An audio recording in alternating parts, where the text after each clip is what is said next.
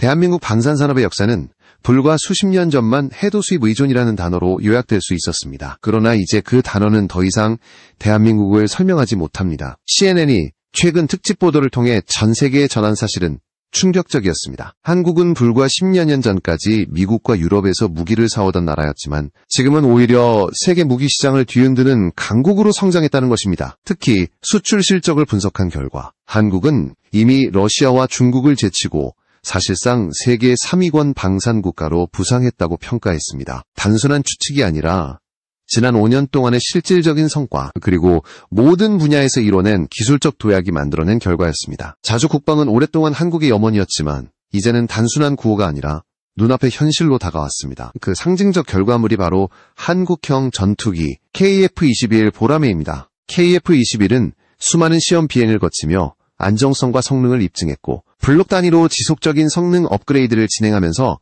스텔스 기능, 센서 융합, 무장 운용 능력까지 강화해가고 있습니다. KF-21은 단순한 전투기가 아니라 한국이 항공우주 강국으로 도약하고 있다는 상징적 증거입니다. 최근 KF-21은 고도 15,000피트 상공에서 시속 700km로 비행하며 기체의 건전성과 안정성을 완벽히 입증했습니다. 또한 광범위한 해상구역을 오가며 장거리 작전 능력도 검증했고 국산 AESA 레이더와 항전장비 성능은 실전 조건에 근접한 시험에서도 뛰어난 결과를 보여주었습니다. 이러한 성과는 이미 전력화 수준에 도달했음을 시사하며 세계 각국의 눈길을 끌기에 충분했습니다. 실제로 동맹국과 우방국들은 앞다투어 KF-21에 관심을 보이고 있으며 한국은 독자 개발에 머무르지 않고 해외와의 전략적 협력까지 확대하고 있습니다. 특히 영국과의 협력은 국제사회에서 큰 파장을 일으켰습니다. 영국의 새로운 국방장관 존 힐리는 취임 직후 한국을 전략적 파트너로 지목하며 방산협력 확대를 강력히 추진했습니다. 그는 BBC 인터뷰에서 한국과의 협력을 더욱 강화하겠다고 공언했으며 이는 일본보다 앞서 한국을 방문한 배경과도 맞물려 의미가 깊습니다. 영국이 일본보다 한국을 먼저 선택한 이유는 단순히 정치적 제스처가 아니었습니다. 일본의 전투기 기술력에 실망한 영국이 한국의 급격한 성장과 성과를 직접 확인한 결과였습니다. 일본은 지난 30년 동안 독자 전투기를 개발한 경험이 없었고 제2차 세계대전 이후에 노하우에만 머물러 있었습니다. 기술력은 정체되었지만 스스로는 여전히 최상이라 착각했습니다. 반면 한국은 KF-21을 통해 불과 15년 만에 초음속 전투기를 독자 개발하며 세계를 놀라게 했습니다. 영국 판보로 에어쇼에서 공개된 KF-21은 영국 국방 관계자들에게 깊은 인상을 남겼고 롤스로이스조차 한국과의 협력 필요성을 언급하며 잠재적 핵심 파트너로 인정하는 분위기가 형성되었습니다. 이러한 과정은 한국이 더 이상 방산의 신흥국이 아니라 글로벌 시장의 중심국임을 보여줍니다. 영국뿐만 아니라 유럽 여러 국가들은 이미 한국산 무기의 신뢰성을 입증받았고 KF-21의 수출 가능성을 진지하게 검토하고 있습니다. 폴란드가 K2 전차, K9 자주포, FA-50을 잇따라 도입한 사례는 그 대표적 증거입니다. 이제 한국은 단순한 무기 공급국을 넘어 차세대 항공전력의 새로운 표준을 제시하는 국가로 자리매김하고 있습니다. 하지만 KF-21의 도전은 단순히 성공적인 전투기 개발에 그치지 않습니다. 핵심은 바로 전투기의 심장, 즉 엔진입니다. 현재 KF-21은 GE의 F414 엔진을 장착하고 있지만 한국은 독자적 터보팬 엔진 개발을 병행하며 방산 자립을 가속화하고 있습니다. 국산 엔진 개발은 단순한 선택이 아니라 미래 수출 경쟁력을 확보하기 위한 필수 과제입니다. 물론 반대 의견도 존재합니다. 검증된 미국산 엔진이 있음에도 불구하고 불확실성이 큰 국산 엔진에 도전하는 것은 불필요한 위험이라는 주장입니다. 그러나 장기적으로 보았을 때 한국이 미국산 엔진에 계속 의존한다면 수출 과정에서 정치적 제약을 피할 수 없다는 현실은 더욱 뚜렷해집니다. 이러한 맥락 속에서 한국은 반복된 시험 비행과 지상시험을 통해 독자 엔진 개발의 가능성을 하나하나 입증해가고 있습니다. 한화 에어로스페이스는 한국의 항공 엔진 기술력이 선진국 대비 약 70% 수준에 도달했다고 평가하며 빠른 속도로 격차를 줄여가고 있다고 밝혔습니다. 계획대로라면 한국은 세계 6번째 독자 전투기 엔진 보유국이 될 수 있으며 2050년까지 파생형 엔진 개발을 이어간다면 약 100조 원 규모의 경제적 효과와 16만 명 이상의 고용 창출도 기대할 수 있습니다. 이 모든 과정은 한국이 더 이상 기술 수입국이 아니라 기술 수출국으로 도약하고 있다는 강력한 증거입니다. KF-21은 단순히 한 대의 전투기가 아니라 대한민국의 항공우주 기술과 방위산업 전체를 상징하는 국가 전략 자산입니다. 그리고 지금 세계는 그 사실을 똑똑히 확인하고 있습니다. KF-21의 개발은 단순히 전투기한 기종의 성공에 머무르지 않습니다. 그것은 대한민국이 세계 항공우주 강국으로 올라서기 위한 거대한 도약의 일부이며 국제 군사 균형을 뒤흔드는 결정적 분수령이 되고 있습니다. 특히 엔진과 핵심 부품 국산화 문제는 한국 방산의 미래를 좌우하는 과제로 떠올랐습니다. 현재 KF-21 보라매에는 GE의 F414 엔진이 탑재되어 있습니다. 이 엔진은 세계적으로 안정성과 신뢰성을 인정받아 미국과 주요 동맹국의 전투기에 널리 쓰이고 있습니다. 그러나 한국이 미국산 엔진만을 계속 의존한다면 수출 과정에서 언제든 정치적 제약에 직면할 수 있다는 불안 요소가 존재합니다. 실제로 독일은 과거 특정 무기 거래에서 미국산 부품이 일부 포함됐다는 이유만으로 계약이 무산된 사례가 있었습니다. 따라서 한국이 독자적인 터보팬 엔진을 개발해 KF-21에 장착하는 것은 단순히 기술적 자립을 넘어서 수출 경쟁력을 확보하기 위한 절대적 조건이 되고 있습니다. 엔진 개발의 난이도는 상상을 초월합니다. 터보팬 엔진은 항공기 기술 중에서도 가장 어려운 분야로 꼽히며 수천 개의 정밀 부품이 완벽하게 조화를 이루어야만 안정적인 성능을 발휘할 수 있습니다. 반대파들은 한국의 기술력이 아직 충분치 않다고 주장하며 검증된 미국산 엔진을 계속 사용하는 것이 합리적이라고 말합니다. 하지만 프랑스 라팔 전투기의 사례는 중요한 교훈을 남깁니다. 당시 프랑스는 미국산 엔진을 도입할 수 있었지만 장기적인 자주성과 수출 경쟁력을 고려해 자체 개발을 선택했습니다. 결과적으로 프랑스는 독자항공 산업 기반을 유지하는 데 성공했습니다. 항공 역시 같은 길을 걷고 있는 것입니다.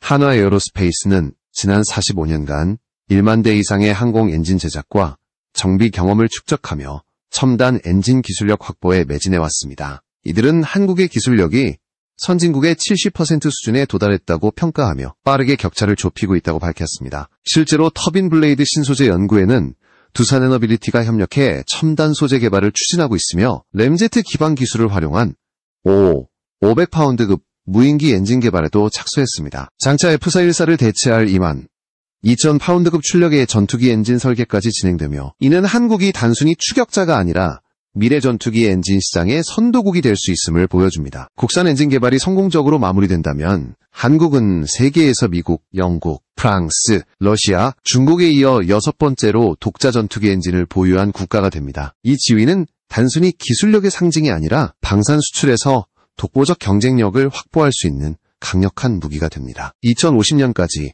파생형 엔진 개발을 포함해 약 100조 원 규모의 경제적 파급 효과와 16만 명 이상의 고용 창출이 가능하다는 전망은 결코 과장이 아닙니다. KF-21의 진입 가치는 단순한 완성된 전투기에 머무르지 않습니다. 국산 ASA 레이더, 전자광학 추적 장비, 국산 소프트웨어 등 각종 첨단 부품의 자립적 개발은 한국 방산의 체질을 완전히 바꾸고 있습니다. ASA 레이더의 경우 수백 개 송수신 모듈이 독립적으로 작동해 다중표적을 동시에 탐지 추적할 수 있으며 이는 공중전뿐 아니라 지상과 해상 목표물 타격에서도 결정적인 우위를 제공합니다. 불과 몇 년 전까지만 해도 일부 선진국만 독점하던 이 기술을 한국이 독자 개발에 성공했다는 사실은 세계를 놀라게 했습니다. 특히 최근 열린 공군 전력발전 방향 세미나에서 방위사업청장은 KF-21의 해외 수출을 위해서는 엔진을 포함한 핵심 부품의 국산화가 반드시 필요하다고 강조했습니다. 이는 단순한 기술 자립이 아니라 정치적 간섭을 피하고 국제시장에서 안정적으로 수출 경쟁력을 확보하기 위한 절대 조건이라는 점을 다시 한번 확인시켜 주었습니다. 이제 KF-21은 단순히 한국 공군의 주력 전투기 개발 프로젝트가 아니라 대한민국의 방산 독립을 위한 총체적 도전의 상징이자 미래 세대에게 남겨줄 국가 전략 자산으로 자리매김하고 있습니다. 이 기체는 보라매라는 이름처럼 대한민국이 스스로 날개를 펼쳐 세계 하늘을 가르는 KF-21 보라매의 진정한 위력은 단순히 기술적 완성도에 머물지 않습니다. 그것은 국제군사 질서를 뒤흔드는 파급력, 그리고 한국을 둘러싼 동맹과 경쟁 구도 속에서 드러납니다. 특히 영국과 일본의 상반된 행보는 이 전투기가 가진 상징성을 더욱 선명하게 보여줍니다. 영국은 차세대 전투기 개발 프로그램 GCAP를 이탈리아, 일본과 함께 추진했지만 내부적으로 난항을 겪고 있었습니다. 일본의 전투기 기술력이 기대에 미치지 못한다는 사실이 알려지면서 영국은 대안을 모색할 수밖에 없었습니다. 그 결과 영국이 주목한 나라는 바로 대한민국이었습니다. 영국 국방장관과 조종사들은 직접 한국을 방문해 KF-21 시험 비행을 참관했고 기체 성능과 더불어 가격 수출 조건까지 논의했습니다. 이는 단순한 외교적 제스처가 아니라 실질적 협력의 시작을 의미합니다. 반대로 일본은 국제협력 구도에서 점차 배제되고 있습니다. 과거의 기술 우위에 안주하며 새로운 도전을 이어가지 못한 대가는 냉혹했습니다. 일본의 F-3 전투기 계획은 지지부진했고 영국 언론은 오히려 한국의 KF-21을 집중 조명했습니다. 이는 국제사회가 한국을 새로운 파트너로 받아들이고 있음을 보여줍니다. KF-21은 더 이상 동아시아만의 프로젝트가 아니라 유럽 방산 시장에서도 강력한 대안으로 떠오른 것입니다. 이런 상황은 한국에게 전략적 기회로 작용하고 있습니다. 영국뿐만 아니라 유럽 다수 국가들이 한국산 무기의 신뢰성을 확인했고 폴란드와 같은 국가는 이미 대규모 계약을 통해 이를 증명했습니다. 폴란드는 K2 전차, K9 자주포, FA-10 경전투기를 도입하며 한국을 핵심 군사 파트너로 선택했습니다. 그리고 이제 KF-21 도입까지 검토하면서 한국산 전투기를 프랑스 라팔, 유로파이터와 나란히 놓고 비교 평가하고 있습니다. KF-21은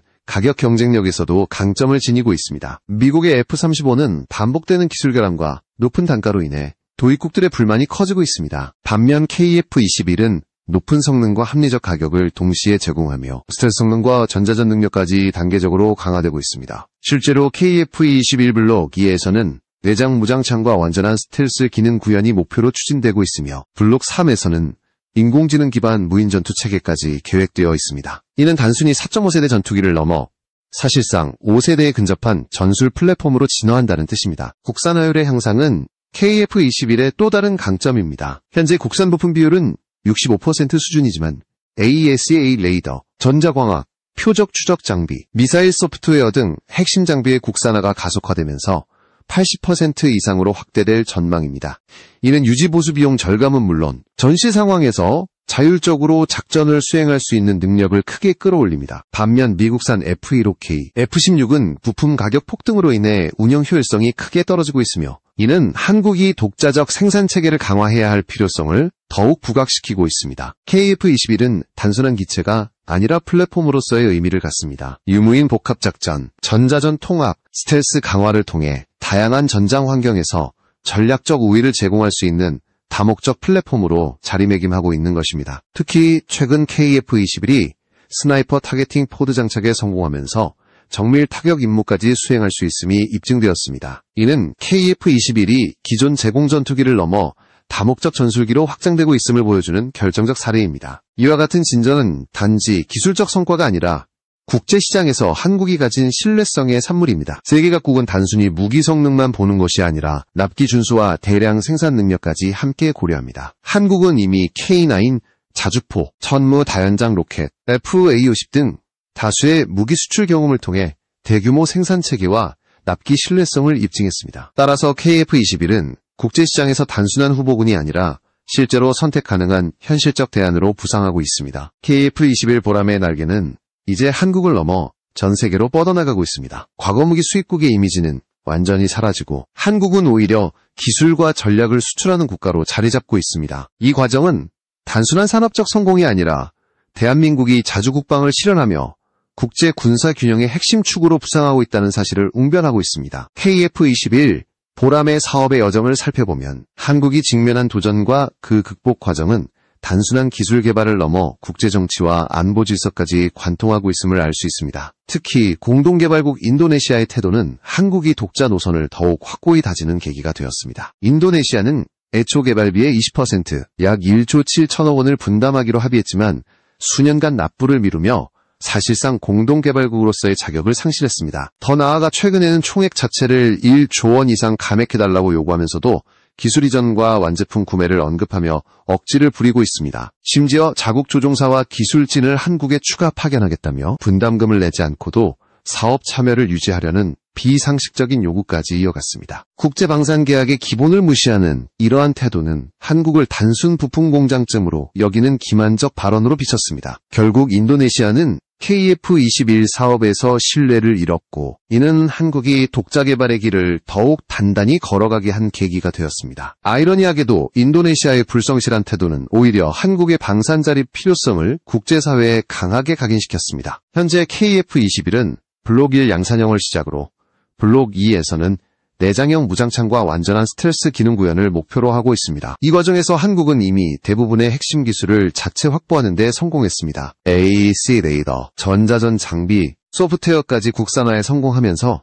이제 남은 것은 안정적인 자금 지원뿐이라는 평가가 나오고 있습니다. KF-21의 블록 2 개발은 이미 궤도에 올랐으며 실전 배치를 위한 기체 조립과 시험 비행이 진행 중입니다. 무엇보다 주목할 점은 한국이 단 15년 만에 초음속 전투기를 독자 개발했다는 사실 자체가 세계 항공 역사에서도 전례 없는 쾌거로 기록되고 있다는 것입니다. 미국, 러시아, 중국조차 수십 년간 수많은 시행착오를 겪은 끝에 성과를 거둔 분야에서 한국은 놀라운 속도로 추격을 넘어 일부 영역에서는 선도적 위치에 올라섰습니다. 이런 맥락 속에서 미국의 F-35 프로그램과 비교가 자주 언급됩니다. F-35는 반복되는 결함과 막대한 단가로 인해 도입국들의 불만을 사고 있습니다. 반면 KF-21은 개발 속도와 비용 효율성에서 비교할 수 없을 만큼 앞서 있으며 국산화율까지 높아 장기적으로는 운영 유지비 절감 효과도 큽니다. 실제로 KF-21의 국산 부품 비율은 현재 약 65%지만 AESA, 레이더와 전자광학 추적 장비, 소프트웨어 국산화가 가속화되면서 머지않아 80% 이상으로 확대될 전망입니다. TO-50 고동훈련기의 경우 이미 국산 부품 사용률이 80%를 넘어섰습니다. KF-21도 같은 길을 따르고 있으며 이는 유지보수 비용 절감뿐 아니라 전시 상황에서 독자적 작전 수행 능력을 보장합니다. 최근 군사 전문가들은 KF-21 부품 생산 라인을 최소 3배 이상 증설해야 한다고 주장했습니다. 장기적으로 한국 공군의 주력기로 본격 전환된다면 KF-21은 단순한 전력 보강이 아니라 항공 전력의 구조 자체를 바꾸는 혁신이 될 것입니다. 실제로 한국 공군은 120대 이상의 KF-21 도입을 추진 중입니다. 동시에 수출형 모델 개발을 통해 동남아시아, 중동, 유럽 시장까지 적극적으로 공략하려는 계획도 진행되고 있습니다. 이 과정에서 핵심 기술을 국산화하고 자율무장 통합 능력을 확보한다면